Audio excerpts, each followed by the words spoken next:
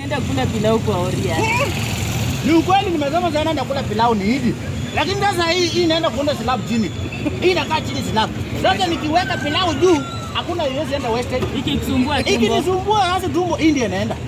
Lakini pilau inabaki inaenda kwa pancreas, inaenda kwa pancreatic juice, inaenda kwa duodenum, inaenda kwa uterus, inajaa huko inakuwa absorb yote. Sasa mimi ni mjanja. Hii ni ujanja. Hii inaenda kuunda slab. Nini wewe? Wewe ni hatari.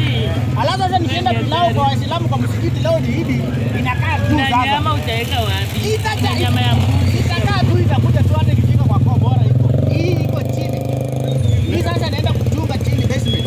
Iwezi potea. Sasa tumbo ikinisumbua India inaenda. Hii tiles inaenda. Nyama inabaki.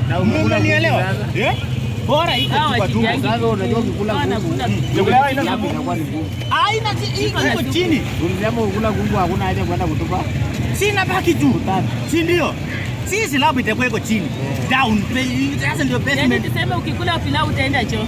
Siwezi haribu. Siwezi haribu. Hii ndio inaenda. Pilau inabaki. Siwezi haribu chakula. Hakuna.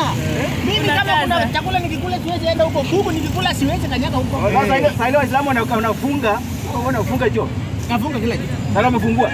Nafunga kila kitu.